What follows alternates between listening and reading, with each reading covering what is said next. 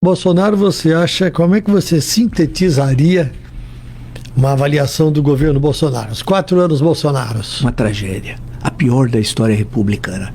Não há nenhum governo, com absoluta certeza, sem exagero e sem panfletarismo, Tramontina, tão ruim como o Bolsonaro. Alguém pode falar assim, mas o cara teve azar que teve a pandemia. Sim, teve a pandemia, mas como ele enfrentou a pandemia, a maior tragédia sanitária da história do Brasil, é inaceitável. É que a gente esquece, o que me irrita no Brasil é a falta de memória. Por isso que eu falo para os senadores publicarem o relatório da CPI da pandemia, que é brilhante, em forma de livro. O Senado tem lá a editora, manda um para cada município, até nas suas bibliotecas municipais. Eu assisti a pandemia, a CPI da pandemia, é inacreditável. Nós assistimos tudo aquilo, o desprezo com a vida das pessoas, a ironia quando as pessoas estavam morrendo, as tentativas de corrupção que ocorreram na época de venda de vacina, apareciam figuras patéticas, né? Que você fala assim, pô, mas de onde veio?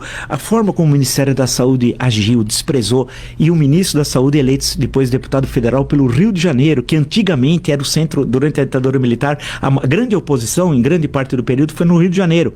Eleito deputado federal com 200 mil votos. Eu falo, não é possível. Alguém que não consegue mandar um oxigênio, ao invés de mandar para Manaus, manda para Macapá e vice-versa, faz tudo errado. Nesse aspecto, o ministro Pazuello, né, eu acho que é o símbolo de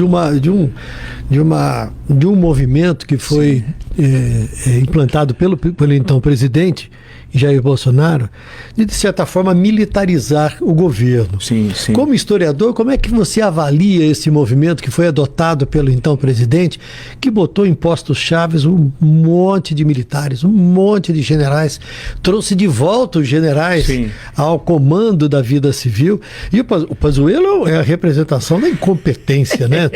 Na gestão de algo tão grave daquele momento, né? É verdade. Que era a saúde. Claro. Ele mostrou um desconhecimento, um despreparo, que eu acho que até respingou, esses problemas respingaram naquela imagem que a gente tinha do Exército, de pessoas bem preparadas, com muitos cursos. Exatamente. Mas então, voltando, que avaliação você faz dessa entrada, da volta dos militares ao comando do país no período Bolsonaro? Eu acho que passa primeiro, Tramontina, o Bolsonaro foi, como diz o Geisel, o mau soldado, né? Isso ele disse lá no final dos anos 80. Ele é um mau soldado, saiu com desonra do Exército. Ele era para ser expulso. Eu li o processo, está no livro do Macluf Carvalho, brilhante, pena faleceu tão jovem, né? Escreveu tanta coisa boa, e eu acho que ele trouxe os piores. Ele conseguiu escolher os piores nas Forças Armadas, em particular no Exército, e trouxe para o governo. Por quê? Os militares nunca tiveram presença política na história do primeiro reinado, do período regencial e do segundo reinado, até 1889. A República que colocou os militares no primeiro plano da cena política. Os dois presidentes, os primeiros presidentes foram militares.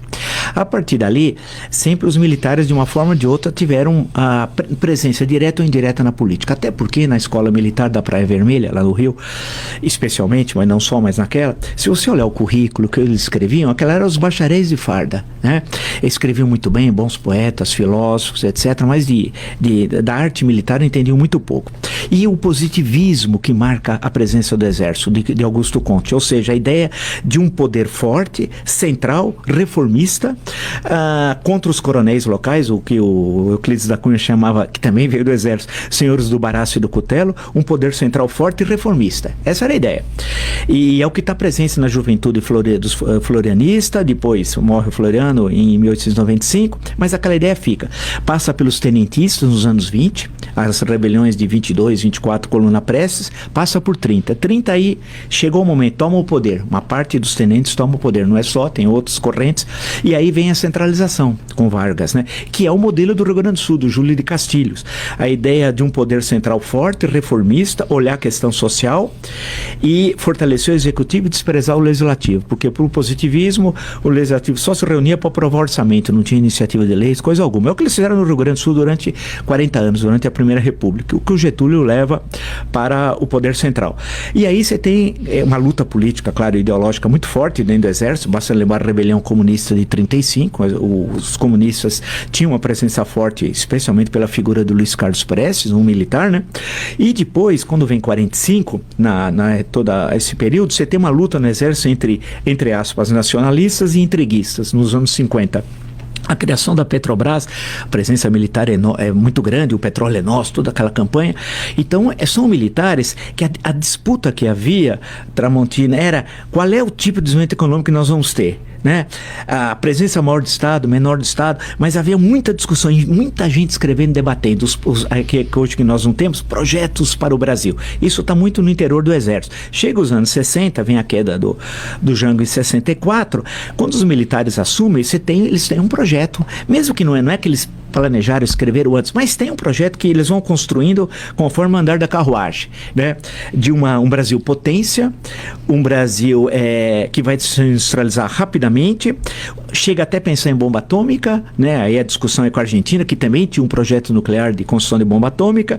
Essa história, ninguém segura esse país, ame ou deixa, o Brasil potência, ocupar a Amazônia, era integrar para não entregar, como eles diziam à época, né? O médico